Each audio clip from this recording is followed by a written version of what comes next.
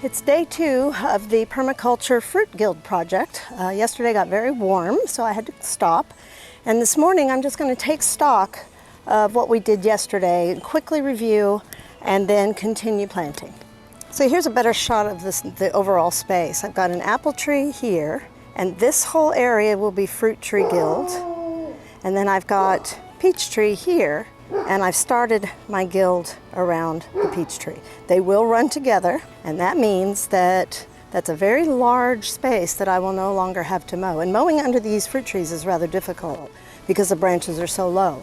And I don't want to knock off the beautiful little peaches that are growing on my peach tree. So I think I did the right thing yesterday. I put plants that need the most shade closest to the tree. Those are the dandelions, and they will spread and crowd out the grass. The next layer, the next circle, is the salvia and the catnip. And those will be attractors to pollinators. So we've got some of our circle already done, and we've got a few more things to add. But I wanted to show you where we're going to be planting.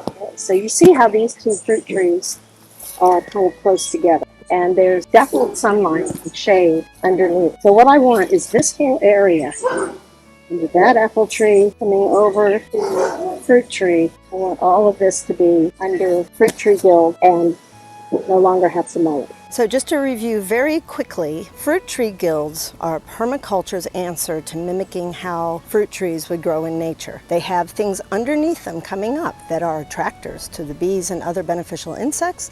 They have maskers, fragrant plants that will mask the scent of the fruit, so that the bad insects that are attracted to your fruit will be confused. We also have nitrogen fixers, of which I don't have any at the moment. My comfrey is on the way, and we'll talk about the comfrey when we get it. So lots of different things going on in a fruit tree guild. Attractors, repellers, maskers, nitrogen fixers, and I'm sure there are a whole lot of other things that I'm forgetting. Most importantly, you want to have diversity. You want to have a variety, and so that's what I'm going for. And every permaculturalist, again, not sure that's a word, agrees that you just have to do trial and error. You just have to see what works in your sun, shade, soil, pH. There are a lot of different factors. So I'm just kind of throwing the proverbial what against the wall and seeing what sticks. But I kind of have an idea of what kinds of things to put under there. I'm also, the gallium I mentioned yesterday is a grass suppressor, and I really want to not have weeds growing up around the things I planted. So today I'm going to be putting in some mountain mint. Again, that's a useful herb. It'll go in the middle, and then I'll start on putting the plants in for this little guild here. I'm going to have to leave space at the drip line. You can see how the tree creates a little spot of shade, and along that edge I'm going to put some alpine strawberries, and I want to talk a little bit more about the alpine strawberries today when I get ready to plant them, because they're really, really fun. I do want to mention, I did plant some maskers. Rosemary is an incredible plant, and I use it on everything, not just cooking. And some of this rosemary I propagated from my other rosemary plants, and those are good maskers. They will help hide the smell of the delicious peaches. As you can see, I've kind of left a little bit of a mess. I haven't quite cleaned up all the way yet. So here's another one of my rosemaries. And again, this is what I planted yesterday. So you can see I've got things all around the tree that are grass suppressants, pollinators.